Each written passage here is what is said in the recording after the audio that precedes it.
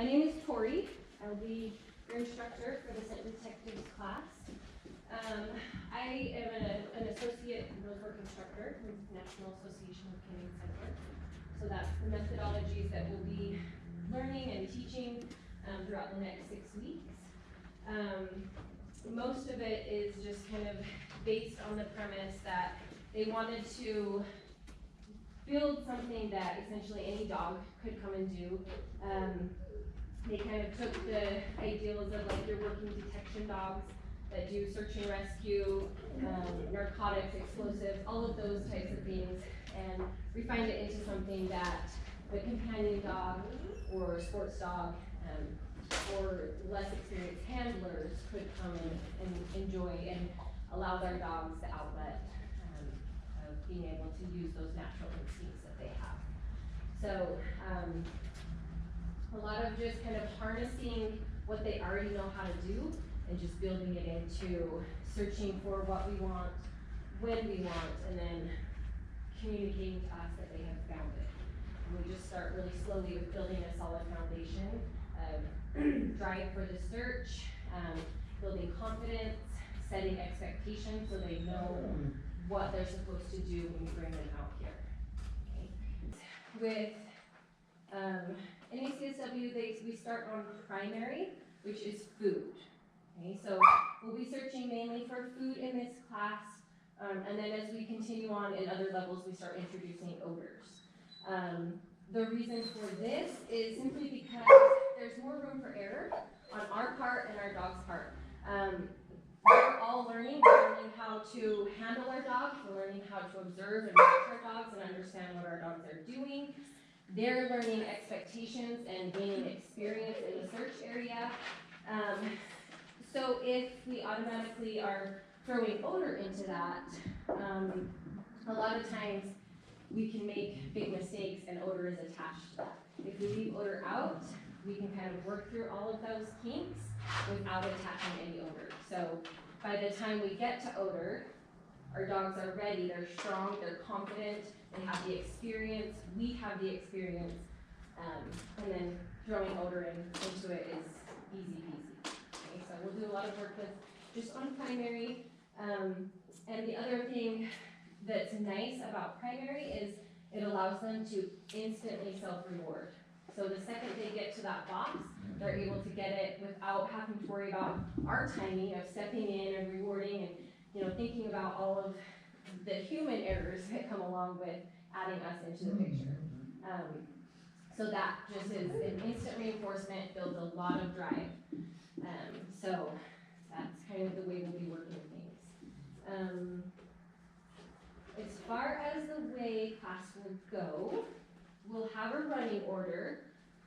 Tonight we'll start here and we'll just work our way down the road. Because this is a class that we have, often have sensitive dogs, reactive dogs, I always want to make sure there's only one dog in the search area, okay? This is a very primal and natural, instinctual thing that we're tapping into, and we have food involved.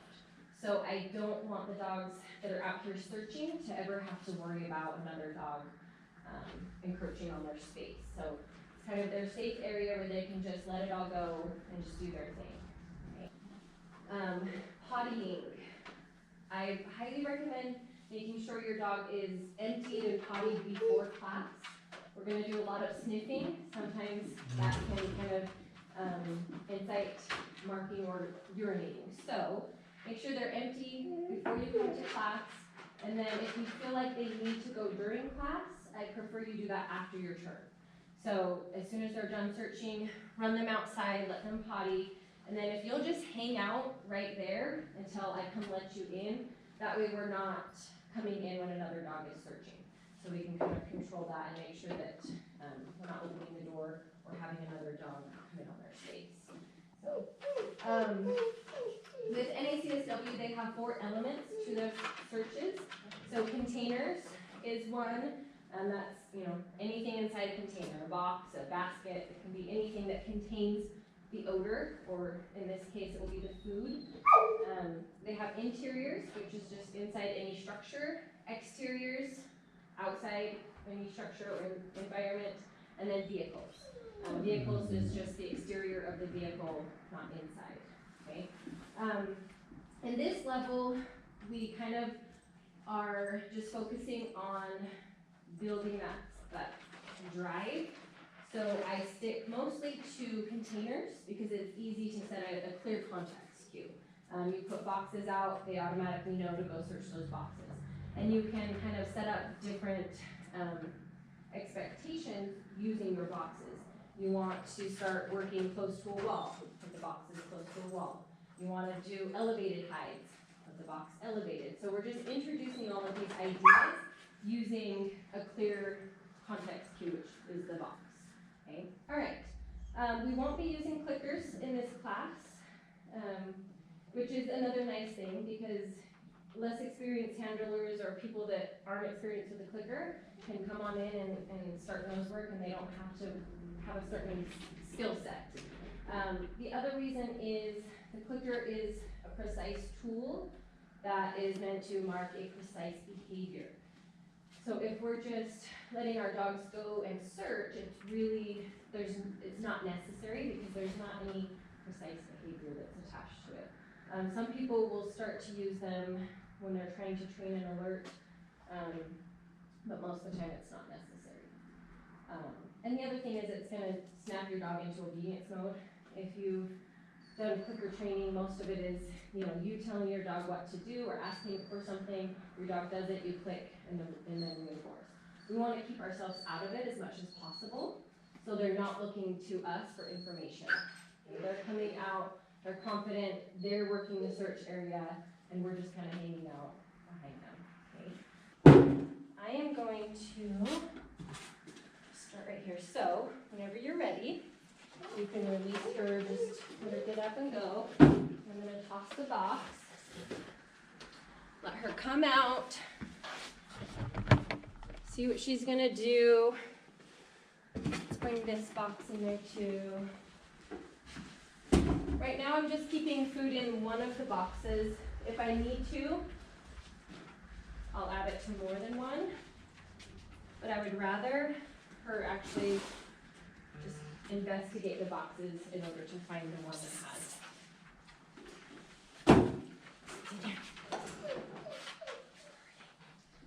And then like a hot dog? Or did you find this right here? Stuck in the corner. There you go, sweetheart.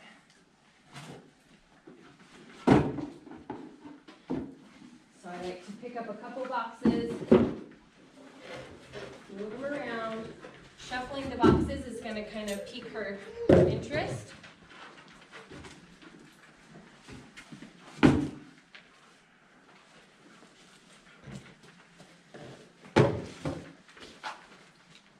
Oh, very nice. Where is it?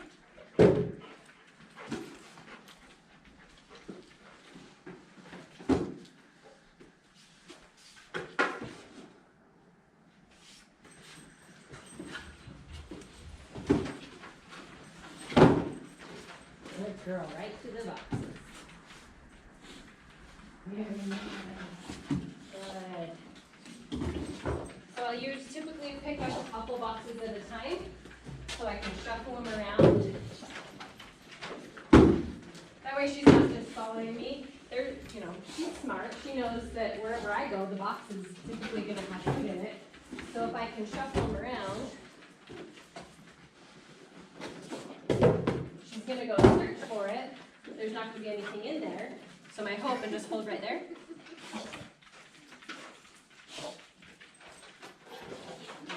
Is that she'll come back and engage in the boxes again.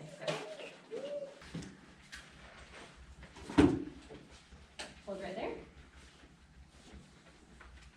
Good.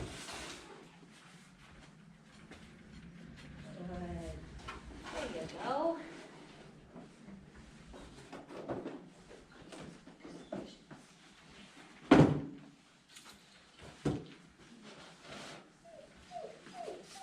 So no food in that one, food in this one. Good.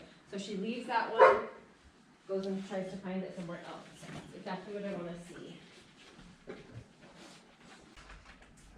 ignore it. Good.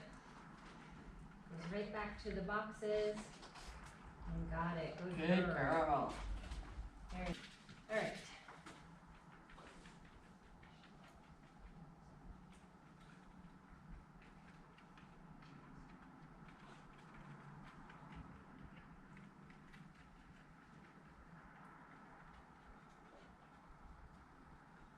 Kind of hanging out around where it was last time.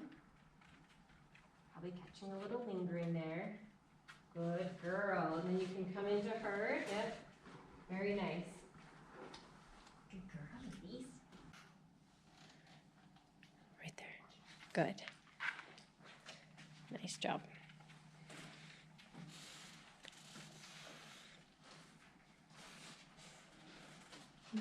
Good girl.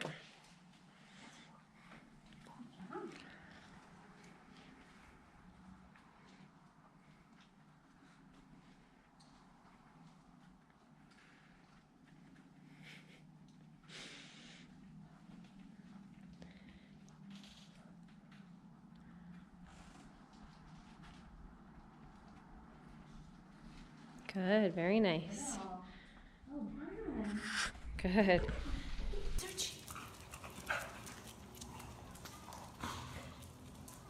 Just picking it up.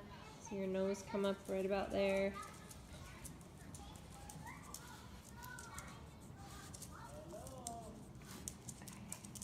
Good job turning with her.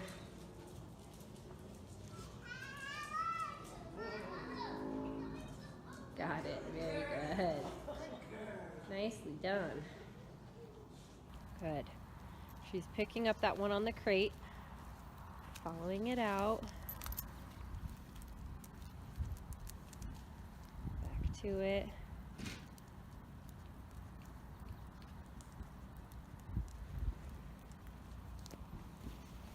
Good. Very nice. Awesome. She worked that really nicely. What's she doing? What is she doing? Ready? Ready? Go search. Yes, good girl. Nice job. Very good. Good girl.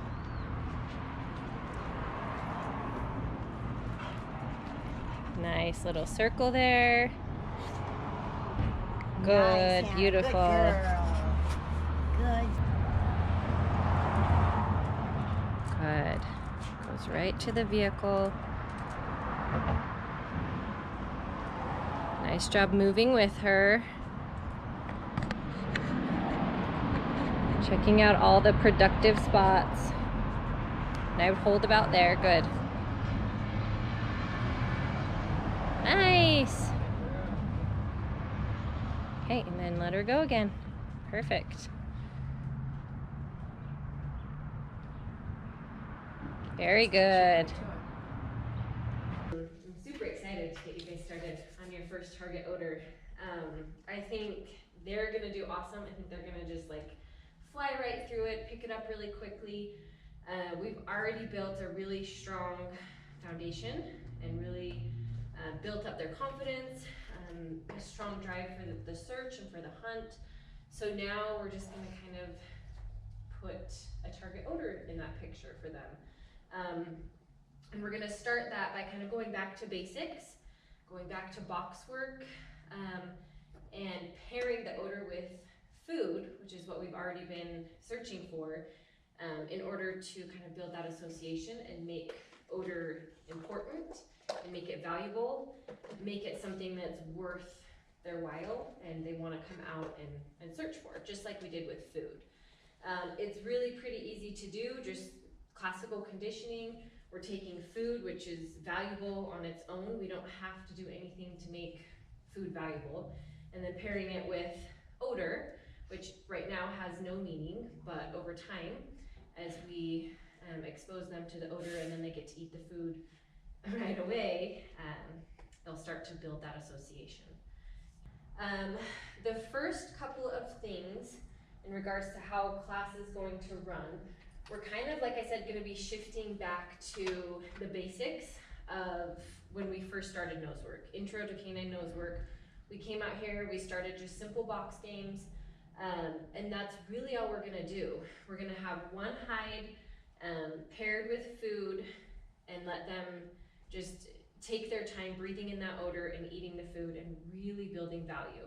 And then we'll start to expand our search area. We'll start to add more boxes, create more difficult search hide placements, elevation, just kind of going through the same process that we did starting out.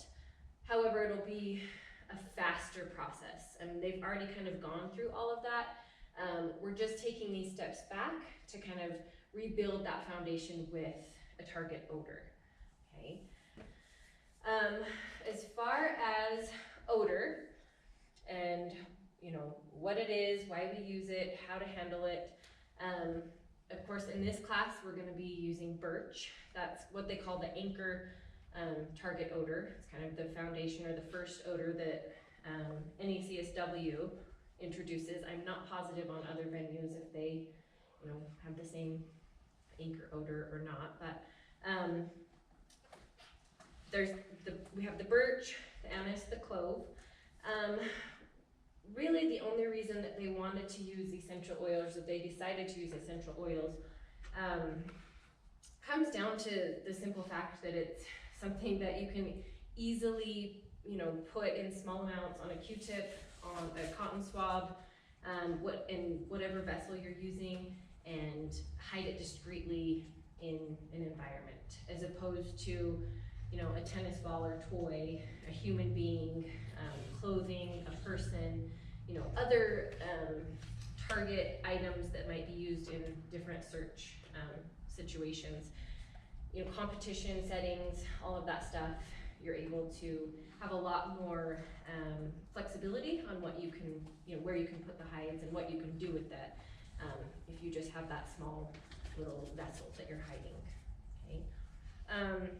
The odors that they use them merely because they're not readily found in the environment, meaning your dog's not going to encounter them most likely in most environments, as opposed to like lavender or other similar essential oils where you see that in a lot of scented products, or even like some people have it planted in their yard. So the likelihood of them coming in contact or encountering that is a lot greater than with birch or anise or clove, okay? As far as handling odors, that's really, really gonna be important right now when your dogs are so new and fresh.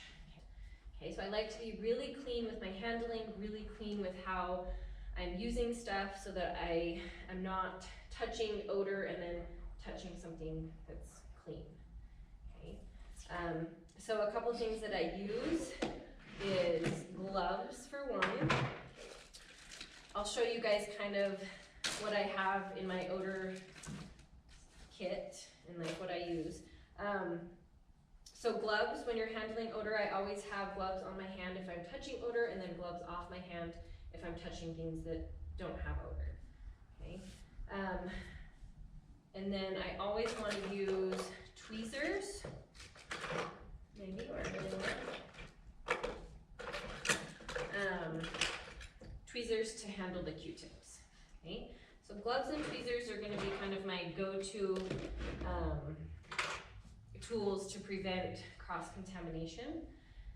When it comes to what I'm putting odor in or what odor's touching, I always want to have my hot and my cold. So hot is going to be anything that odor touches. So I like to have my stuff labeled, like if it's a box or something I can write on when I'm initially starting out. So tonight we'll use this box. This has never had odor in it before, so it's a clean box right now. I labeled it hot because as soon as I put the odor in, it will be considered hot. And then I have all the boxes back here that are clean. These boxes haven't had any odor in them, and they haven't even had food in them.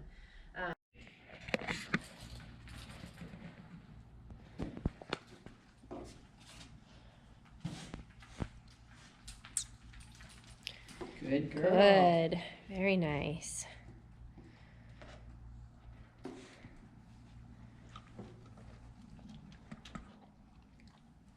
Good girl. Good girl, hey.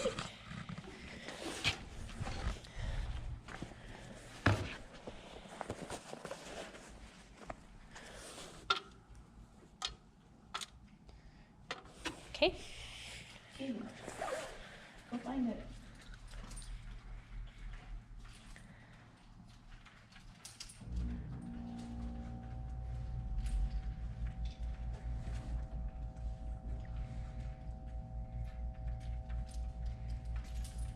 Good girl. Good, very nice.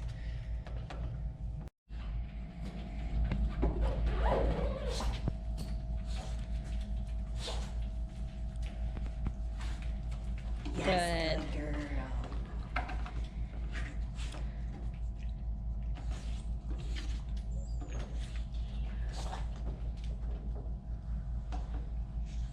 Good. Right, Very nice. Nose back up. Nose up. Pulls it out.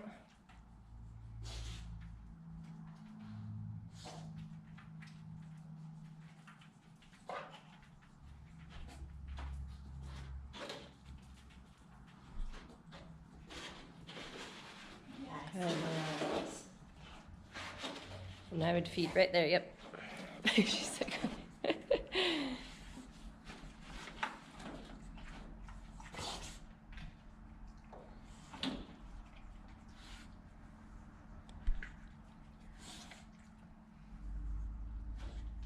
good.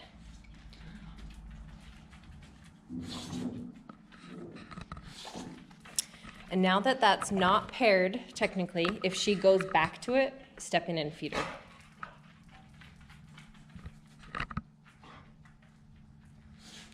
Nose comes up a little bit. You can see it kind of dip down and come up. Good girl. Good.